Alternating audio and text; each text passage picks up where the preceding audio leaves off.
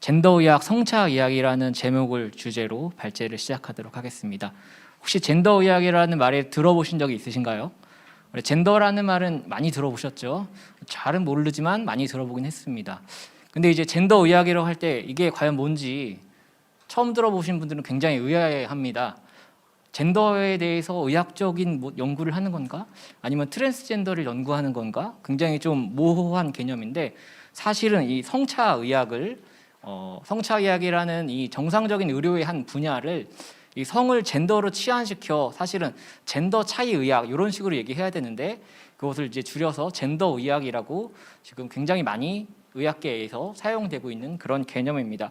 이것에 대한 문제점과 과연 어떠한 차이가 있는지, 어떠한 의도로 이런 젠더 의학이라는 용어를 사용하고 있는지를 한번 알아보도록 하겠습니다.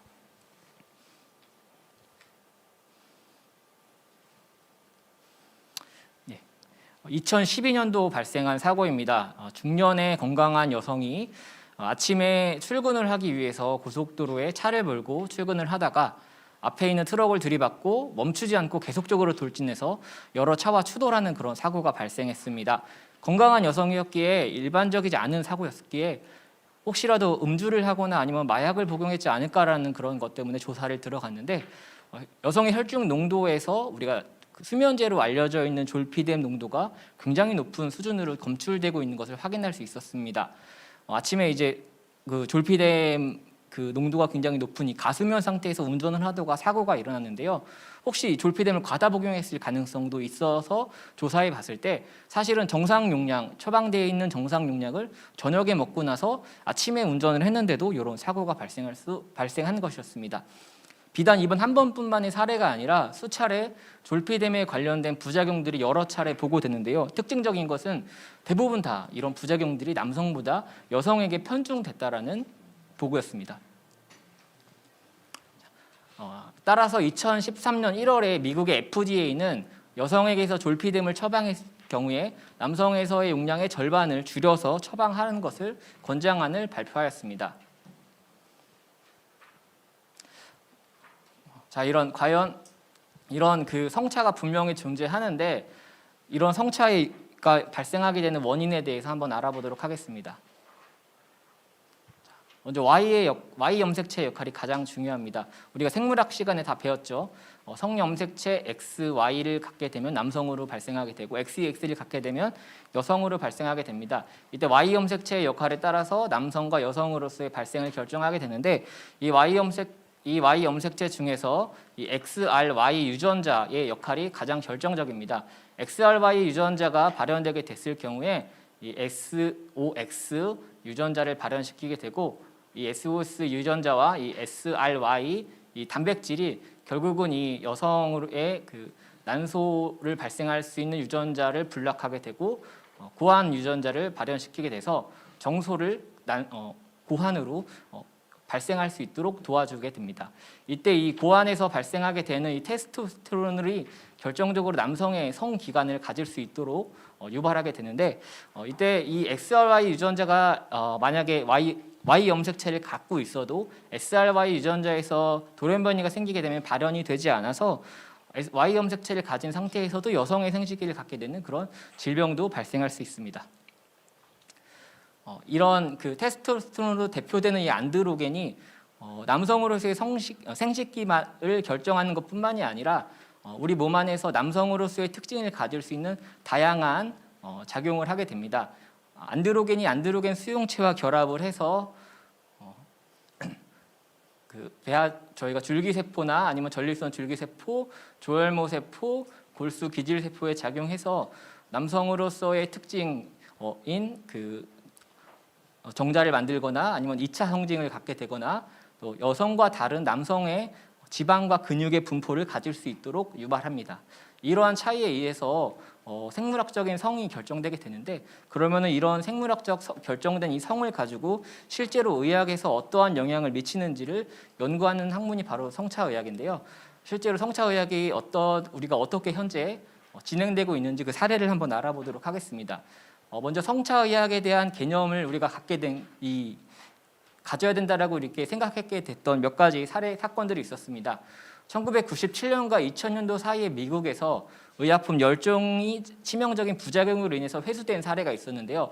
이것을 다 조사해 봤을 때 10종의 의약품 중에서 8종이 남성보다 여성에게서 더 큰 부작용이 발생하는 것을 관찰할 수 있었습니다. 이를 원인을 한번 찾아봤는데 동물 실험 단계에서도 수컷의 쥐만을 대상으로 연구가 진행된다는 것이 밝혀졌고, 임상 시험 단계에서 남성을 주 대상으로 사용해서 임상 시험이 진행된다는 이런 의료적 관례가 사실 밝혀졌습니다. 왜 굳이 남성을 대상으로 연구를 하게 되는지에 대해서 또 따로 연구를 해봤는데요, 추적을 해봤는데, 이게 의약품을 개발하게 될 때 사실 천문학적인 비용이 들기 때문에 우리가 원하는 결과를 도출하지 않으면은 사실은 그 제약회사가 굉장히 어려움을 겪게 됩니다. 그렇기 때문에 여성은 남성과 다르게 이 생리 주기에 따라서 여성 호르몬이 굉장히 다이나믹하게 작용하기 때문에 혹시라도 이 약의 효과가 여성 호르몬에 대해 영향을 받을까봐 그것에 대한 걱정 때문에 사실 여성을 배제한다라는 그런 관행들이 밝혀졌습니다. 또한 질환의 진단과 치료에서도 명확한 성차가 존재하는데, 이 성차가 사실은 우리가 간과되고 있는 것들이 밝혀졌습니다. 우리가 흔히 골다공증은 폐경기 여성의 질병으로 우리가 알고 있잖아요. 근데 실질적으로 그 미국과 유럽에서 골다공증 관련 고관절 골절의 환자 중에 3분의 1이 남성이 차지하고 있습니다. 실제로 의료 현장에서 남성 골다공증 환자들이 많이 간과되고 있는 것들이 있었고요. 또한 그 심장 질환 같은 경우에서는 미국과 유럽 여성에서의 가장 큰 사망의 원인으로 알려져 있는데, 이 심장 질환에 대한 연구가, 이 병태 생리학적 연구가 남성을 기준으로 지침이 만들어졌기 때문에 우리가 관상동맥 증후군 같은 심근경색으로 알려져 있습니다. 이 심근경색의 증상은 주로 전형적인 증상과 비전형적인, 잘 나타나지 않는 증상으로 나누게 되는데, 전형적인 증상은 흉통이죠. 누구나 다 알다시피. 근데 비전형적인 증상으로 흉통이 없이 울렁거리고 메스껍고 아니면 턱 통증, 이런 비전형적인 증상을 호소하시는 분들은 사실은 우리 임상 현장에서 이 심근경색을 의심하기가 쉽지 않습니다. 내시경만 하고 약 주고 그냥 돌려보냈는데 나중에 심근경색으로 다시 오게 되고, 이런 경우도 사실 굉장히 많습니다. 근데 이러한 비전형적인 증상들이 남성보다 여성에게서 더 많이 발생하는 것들이 나중에 밝혀지고 나서 실제로 의료 현장에서 여성들이 이 심근경색 같은 질환에 대해서 많이 진단과 치료가 늦어지고 있다라는 그런 것들이 밝혀졌습니다. 이러한 이 성차에 대한 편견을 갖게 됐을 때 실제로 의학 분야에서 굉장히 많은 악영향을 미치고 있는데, 이것을 이해하고 제대로 된 우리가 연구를 해야겠다라는 이런 사회적 담론이 형성되기 시작해서 성차 의학이 발전됐습니다. 자, 이제부터 최근에까지 우리가 많이 연구되었던 성차 의학의 실질적인 연구 결과들을 몇 가지 한번 알아보도록 하겠습니다. 2020년도 발표된 연구입니다. 86개의 약을 대상으로 남녀 간의 이 약의 약동학적 차이를 비교 분석한 연구인데요. 약동학은 약이 우리 몸 안에서 어떻게 흡수, 분포, 대사, 배설되는지를 연구한 학문입니다. 쉽게 말해서 약이 우리 몸 안에 들어와서 정말 제대로 우리가 원하는 작용을 하는지 아니면 부작용은 없진 않은지, 이런 것을 연구하는 학문입니다. 86개의 약 중에서 76개가 여성에게서 더 높은 혈중 농도가 나타나는 것을 확인할 수 있었습니다. 그리고 86개 약 중에서 59개에서는 여성에게서 굉장히 의미 있는 부작용을 보였습니다. 이것을 정리한 그 테이블인데요. 다양한 약들이 있고 우리가 일반적으로 굉장히 많이 사용하는 약들을 대상으로 분석을 했습니다. 빨간색은 여성에게서 나타나는 부작용이고, 이 파란색은 남성에게서 나타나는 부작용입니다. 남성에게서 나타나는 부작용보다 여성에게서 나타나는 부작용이 굉장히 많은 것을 확인할 수 있습니다. 또 특징 계속 이어지는 테이블인데요. 특징적으로 앞에서 설명한 이 졸피뎀의 경우에 약동학적 지표가 남녀의 큰 차이를 보였고, 여성에게서 더 많은 인지기능 장애와 운동 능력 장애를 확인할 수 있었습니다. 이 다른 연구인데요. 2016년도에 이 성차에 따른 약물의 부작용의 위험도를 분석한 연구입니다. X축은 약물 부작용의 위험도인데요. 이 절대값 1에서 멀어질수록 약물의 부작용의 위험도가 굉장히 높아지는 것을 얘기합니다. 오른쪽이 여성이고요. 왼쪽으로 갈수록 남성에게서 발생하는 약물의 부작용입니다. Y축은 p-밸류 0.05 이하보다 작을 때, 이 위에 있을 때 이게 통계적으로 의미 있는 결과라고 해석할 수 있습니다. 헤파린에서 우리가 큰 남녀 간의 성차를 관찰할 수 있었습니다. 우리가 헤파린은 보통 심근경색이나 뇌경색, 아니면은 혈전증 같은 경우에 많이 사용하게 되는 그런 주사약인데요. 여성에게서 사용했을 경우에 출혈 경향, 혈소판 이상, 혈관염 같은 이런 부작용들이 남성에 비해서 더 많이 관찰되는 것을 확인할 수 있었습니다.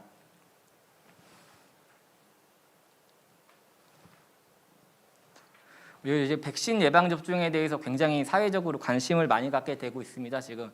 근데 이제 백신 예방 접종에 있어서도 성차가 존재한다는 연구 결과가 있었습니다. 2010년도 란셋에 발표된 연구인데요. 황열병 백신 예방 접종 우리가 잘 안 맞죠. 이거는 보통 아프리카나 남미 여행을 갈 때 반드시 맞아야 되는 예방 접종입니다. 황열병 백신 예방 접종에 대해 성차를 분석했습니다. 예방 접종하고 나서 이틀에서 열흘 사이에 그 백신 예방 접종으로 생기는 면역계 유전자의 개수를 평가했는데요. 여성에게서만 발현되는 이 면역계 유전자는 597개였고 남성에서는 4개밖에 관찰되지 않았습니다. 이것이 의미하는 바는 여성에게서 예방접종 맞고 나서 면역 반응이 더 활발하게 일어난다는 얘기고 남성에게서는 면역 반응이 조금 덜 활발하게 일어난다는 내용입니다. 이렇게 된 문제점은 여성에게서 부작용이 더 많이 나타날 수 있다는 거고 남성에게서는 조금 면역 반응이 좀 떨어져서 백신의 효과가 충분하지 않을 수 있다는 것을 시사하는 것입니다. 다른 백신이 다 그렇다는 건 아니고 황열병 백신에 한해서 이런 결과가 있었는데 다른 백신에 대해서도 개발을 하게 될 때 이 성차를 반드시 고려해야 된다는 것을 시사하는 연구였습니다.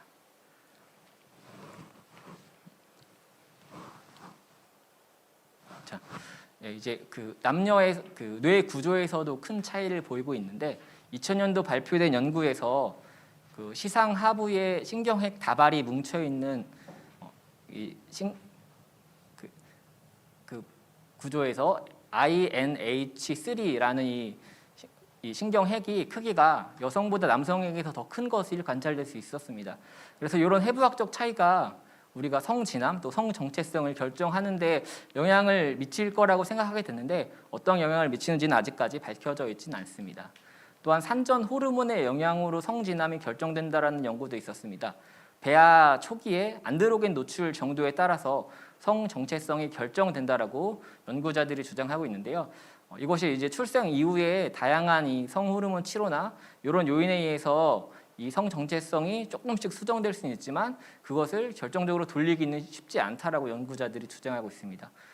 이제 성 정체성을 결정하는 유전에 관련된 연구도 있었습니다. 2000년도에 발표된 연구인데요.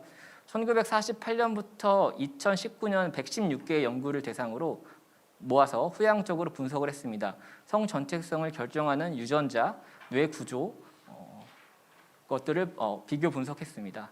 결론으로는 남녀 간의 해부학적인 뇌의 차이가 분명히 존재하지만 이것이 성 정체성 형성의 증거가 될 수는 있을 거라고 생각하지만 이것은 더 이상 설명하기는 힘들다라고 결론을 내리고 있고 또 하나는 성 정체성을 결정하는 유전자는 현재까지는 발견되지 않았다라고 결론을 내리고 있습니다. 이제 2020년 지금까지는 이제 그 남녀의 그 성차에 따라서 발생하는 생물학적 생리학적 그런 원인에 대해서 알아봤는데 지금 이제 OECD 통계를 통해서 어떠한 남녀의 건강 의료상의 차이가 있는지 한번 알아보도록 하겠습니다. 기대 수명 간의 큰 성차가 관찰되는 것을 확인할 수 있습니다. 2020년도 OECD 통계입니다.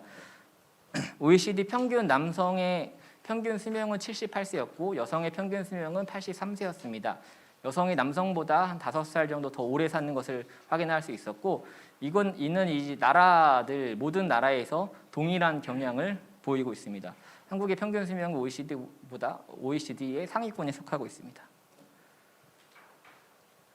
암에 의한 연령 표준화 사망률입니다. 인구 10만 명당 몇 명이 사망했는지를 나타내고 있는데요. OECD 평균에서 보면은 여성에게서의 사망자 수는 155명, 남성에게서는 255명으로 남녀의 성차가 다른 모든 나라에서 남성의 사망자 수가 더 높은 것을 확인할 수 있었습니다.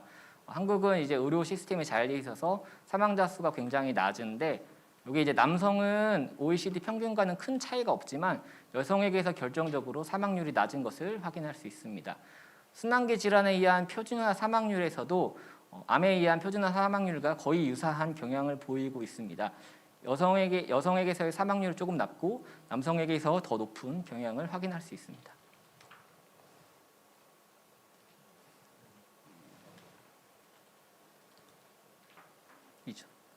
호흡기 질환에 의한 연령 표준화 사망률인데요.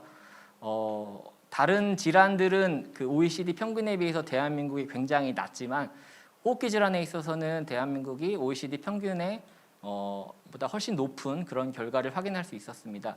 여기서도 물론 성차가 존재했습니다. 남성이 여성에 비해서 사망률이 3배 정도 높은 경향을 보이고 있습니다. 대한민국이 왜 이렇게 그 호흡기 질환에 의한 사망률이 높은지를 좀 생각해 보면 첫 번째로는 결핵의 유병률입니다. 결핵의 유병률이 OECD 국가 중에서 가장 높은 것으로 알려져 있습니다. 또한 흡연율이 OECD 국가에서 2위인데요. 이런 흡연율과 결핵의 유병률 때문에 호흡기 질환에 의한 사망률이 큰 차이가 있는 것을 확인할 수 있습니다. 치매에 의한 사망률에서는 남녀의 성차가 관찰되고 있지 않았습니다. 자살률에 대한 연령 표준화 사망률에서도 남녀의 성차가 관찰할 수 있었습니다. 여성에 비해서 남성의 사망률이 3배 정도 높은 것을 확인할 수 있었습니다. 대한민국은 또 사망률이 굉장히 높은 것으로 알려져 있습니다. 본인의 건강 상태가 양호하다고 생각하는 비율, 이걸 이제 주관적 건강 양호율이라고 얘기를 하는데 100점에 가까울수록 건강하다고 생각하는 거고 0점에 가까울수록 본인이 건강하지 않다라고 주관적으로 생각하는 그런 비율입니다.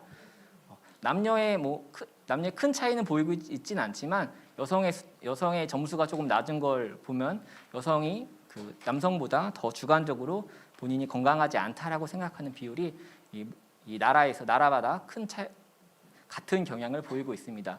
한국이 의료 시스템이 굉장히 잘 되어 있는데 주관적 건강 양호율이 OECD 가장 낮은 것으로 보고되고 있습니다. 이제 통계를 통해서 이 남녀의 차이가 명확하게 존재한다는 것을 확인할 수 있었습니다. 이런 것을 연구하는 것을 성차의학이라고 합니다. 성차의학은 인간의 생물학적 성차로 인해서 발생하는 병리 기전과 질병의 특징을 연구하는 의학의 분야입니다. 목표는 최적화된 진료를 받을 수 있게 하는 것에 있습니다. 하지만 최근 정상적인 의료의 분야였던 이 성차의학에 성을 젠더로 치환시켜 의학계 안에 들어오고 있습니다. 젠더는 앞부분에 교수님께서 자세히 설명해 주셨다시피 잘 모르는 개념이죠. 사회적 문화적 의미의 성이라고 하는데 아직도 개념이 명확하지 않습니다. 젠더를 사용하는 목적에 대해서도 교수님이 자세히 설명해 주셨습니다. 표면적으로는 트랜스젠더의 인권 문제를 얘기하지만 결론적으로는 트랜스젠더를 정상으로 봐달라고 하는 그런 시도고요. 트랜스젠더를 정상으로 봐주게 되면은 간성과 젠더 퀴어까지도 정상으로 보게 될 수밖에 없습니다.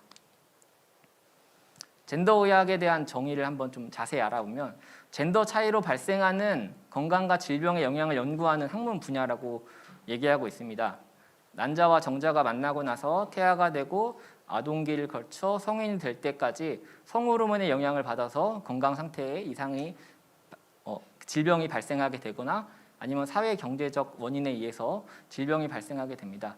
이 사람들이 젠더 의학을 주장하시는 사람들이 나이가 점점 들어가면 갈수록 이 생물학적 성에 의한 차이는 이 생물학적 성에 의해서 질병의 누적 위험도는 크게 증가하지 않는다. 하지만 이런 사회적 요인에 의해서 경제적 지위나 비만, 흡연, 운동 부족 이런 사회 경제적 이유에 의해서 질병의 위험도가 훨씬 더 많이 증가한다라고 얘기하고 있습니다.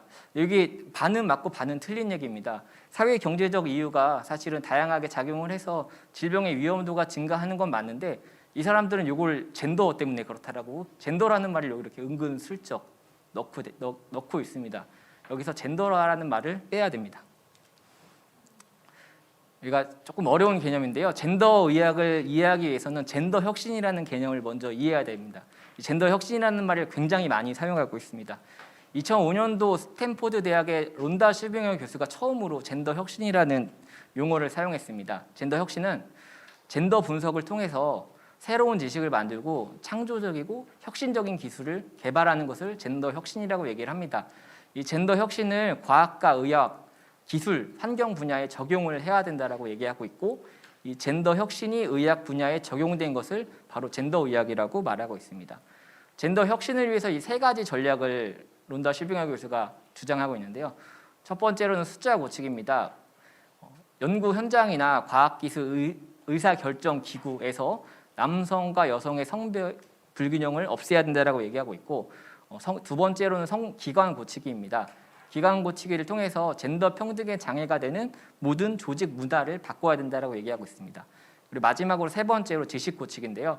젠더 분석을 하나의 연구 툴로 사용을 해서 새로운 지식과 공학 제품을 만들어야 된다고 얘기하고 있습니다.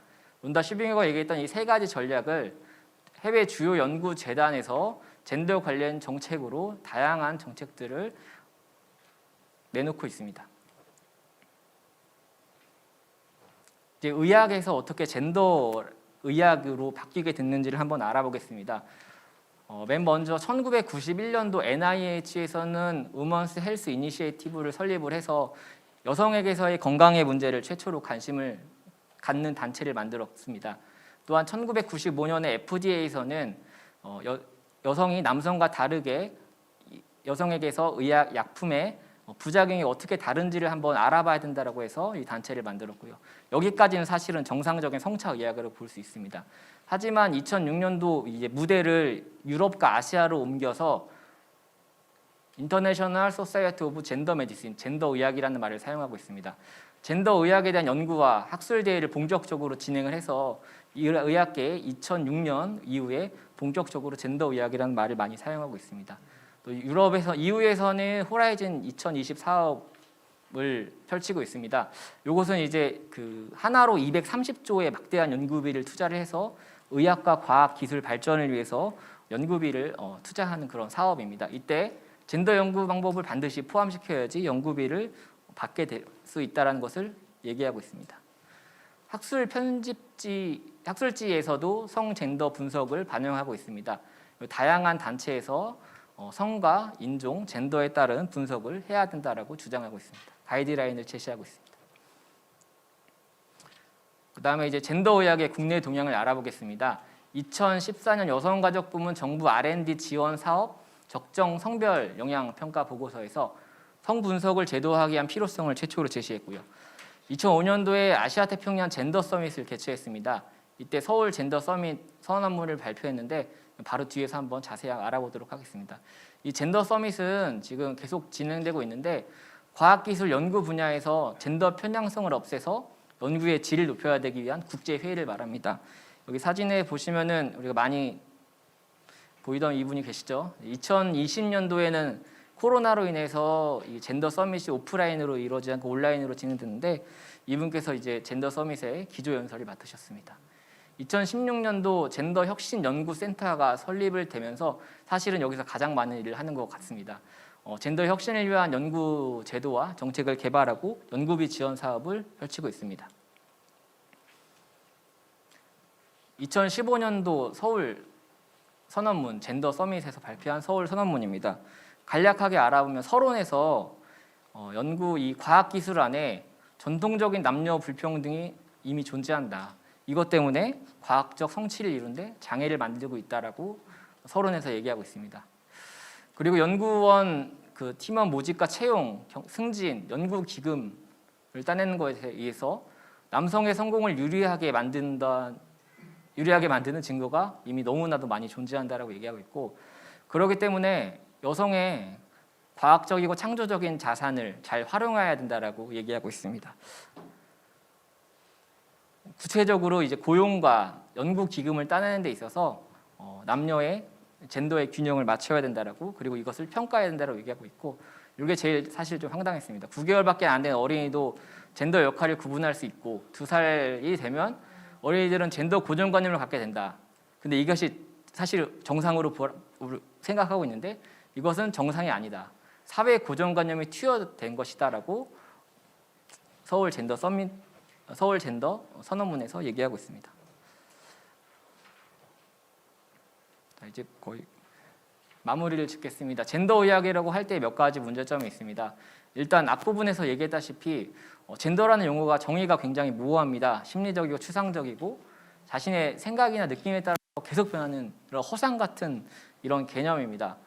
이런 허상 같은 개념을 객관적인 과학의 영역에 결합한다는 것 자체가 말이 되지 않습니다. 두 번째로는 앞부분에서 우리가 성차 의학에 대해서 알아봤다시피 의학적 차이가 존재하는데 이것은 다 성차에 의해서만 도출되고 젠더에 따라서 도출되지 않습니다. 젠더 분석이라는 말을 사용해서 다양한 연구들이 진행되고 있는데 결론을 들여다보면 다 성차에 대한 차이일 뿐이지 젠더에 의한 차이를 얘기하고 있지는 않습니다. 그냥 이름만 젠더 분석이라고 얘기를 하고 있습니다. 또한 그 젠더에 따른 의학적 차이가 발생할 수 있습니다. 예를 들어서 트랜스젠더에서 의학적 차이가 정상인과 다르게 발생할 수 있죠. 근데 이런 차이는 정체성 혼란에서 오는 정신질환 문제거나 아니면 비정상적인 성행위에서 오는 이런 건강상의 문제일 것입니다. 어떻게 보면 이걸 위험 행동이라고 얘기를 할 수 있는데 음주, 흡연, 비만과 같은 그런 위험 행동이라고 생각할 수 있습니다. 우리가 음주, 흡연, 비만이 만병의 근원이라고 얘기를 하지만 음주의학, 흡연의학, 비만의학이라는 말을 잘 쓰지 않지 않습니까?